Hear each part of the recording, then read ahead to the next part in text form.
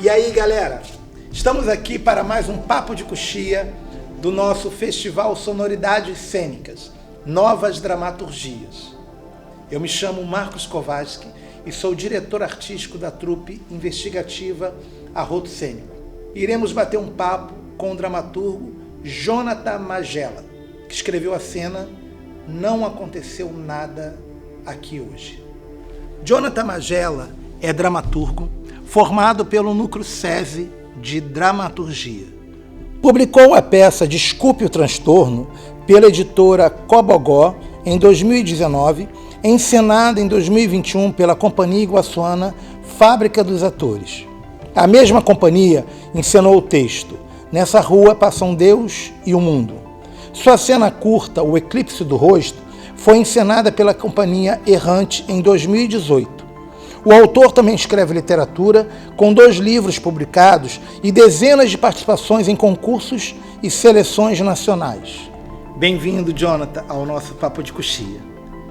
Jonathan, me diz o seguinte, para você, como é que é experimentar a escrita de um texto teatral, entendendo que a sua execução vai ser no formato de podcast?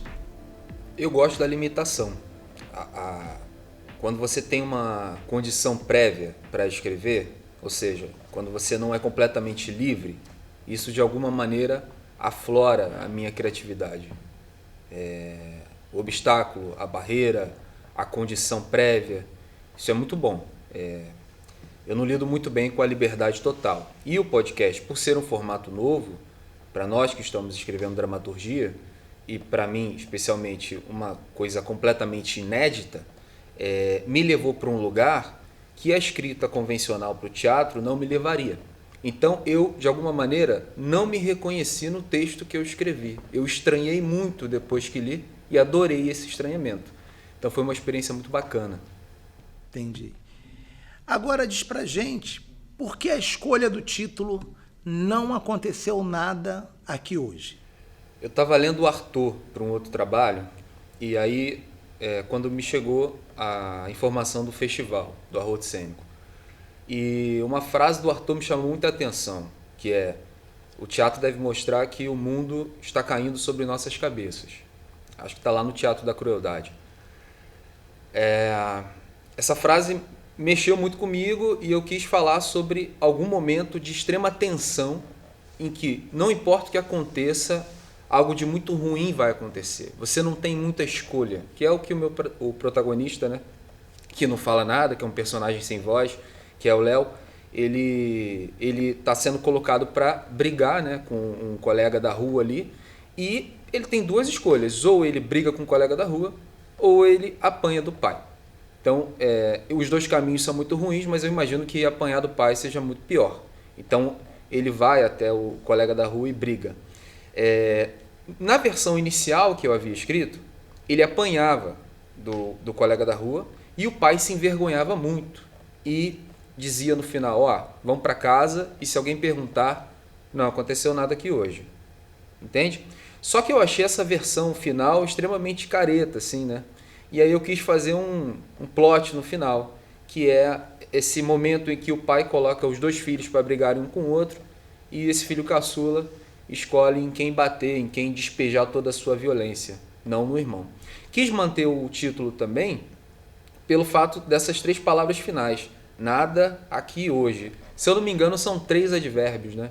E são 3 advérbios separados, sem separação alguma por vírgula. Achei que esteticamente funcionava muito bem e quis mantê-lo aí, assim, por uma escolha meramente estética e por uma manutenção de algo que eu já havia escrito. Ele não dialoga muito com o que o texto ficou no final? Talvez não. Mas se você olhar também a questão do subtexto, eu acho que aquela briga ali não representa muita coisa. O que deveria estar acontecendo, um diálogo entre esse pai e esse filho, que seria o principal, não houve. Então, de qualquer modo, eu acho que não aconteceu nada ali naquele dia. Nada além do que já se espera, nada além do normal da criação de um filho nas periferias, que você vê aí, essa masculinidade tóxica, né, de não poder levar desaforo para casa, de ter que arrumar briga na rua. Então eu gostei do título e mantive por uma questão de conteúdo e por uma questão estética. Jonathan, me diz uma coisa. Uma cena escrita no formato de podcast, né?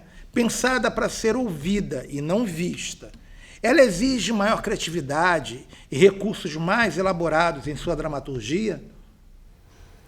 Eu também trabalho com literatura, audiovisual e teatro, né? E sempre existe a preocupação, por exemplo, quando você vai escrever uma cena para cinema, claro, com a imagem, né? Quando você vai escrever uma cena literária, com as descrições ou com divagações que a minha literatura possui. E no teatro você tem que ter preocupação cênica também. O que eu gostei no podcast é que eu pude deixar o diálogo aflorar de maneira mais livre. Eu não me preocupei com a questão cênica, né, com o espaço cênico. Eu só escrevi os diálogos. É um lugar da escrita onde eu me sinto muito confortável. Então, para mim, foi muito libertador. Embora tenha essa condição inicial de um formato que eu não conheça, com o tempo eu fui descobrindo que ali eu poderia investir no diálogo e deixar isso fluir. Então, nesse sentido, foi extremamente libertador. Jonathan, no contexto da pandemia, qual é o papel da arte, né, tão necessária para ressignificar a vida? Olha, eu acho que a arte sempre foi feita para encontrar o outro. A arte, ela existe para a gente se encontrar. Desde que as primeiras sociedades humanas se fundaram nos ritos, nos mitos, nas conversas ao redor da fogueira à noite, era para isso que existia arte, para se encontrar, né?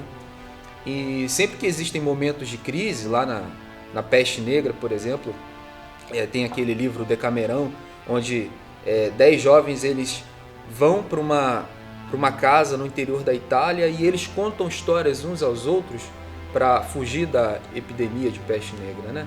E eles, de alguma forma, eles vivem ali uma quarentena literária.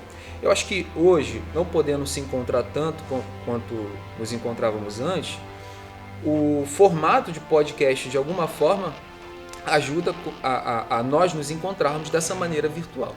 Então, a arte hoje, eu acho que tem esse papel de acalanto, sabe? De se sentir abraçado no momento que você não pode abraçar. Jonathan, ficamos muito felizes com a sua participação em nosso festival. E agora eu queria que você desse uma palavrinha, né? Falar para você como é que é participar de um projeto, né? Feito por uma galera da Baixada, com esse foco na dramaturgia. A gente sabe que é muito comum festivais de teatro, mas sempre valorizando o aspecto cênico, né? São muito raros os festivais com foco em dramaturgia. E esse festival, Sonoridades Cênicas, é um foco na dramaturgia, né? Então, como dramaturgo, como é que foi para você a experiência de poder estar participando do festival? Bom, primeiro foi uma surpresa conhecer o festival. É algo que eu não esperava. Participei de um festival de dramaturgias de Belo Horizonte, mas conheço muito poucos, assim. E como nós já conversamos, né, aqui tem muito festival para atuação, né, muito festival de teatro para atuação, para cena, mas para escrita não. E a gente fica sempre nessa posição periférica, marginal, assim, no melhor sentido da palavra, marginal, nos bastidores, né? E eu acho que esse festival traz os dramaturgos da Baixada Fluminense à tona e mostra que aqui tem gente escrevendo para teatro, tem gente escrevendo, se profissionalizando, se relacionando diariamente, cotidianamente com a escrita dramatúrgica, e acho que dá protagonismo para essas pessoas, e é assim que eu me sinto, protagonista desse festival. Muito obrigado, Jonathan. Bom, é isso, né? Termina aqui o nosso bate-papo com o dramaturgo Jonathan Magela. E continuem acompanhando a programação do Festival Sonoridades Cênicas, Novas Dramaturgias. Compartilhem essa ideia.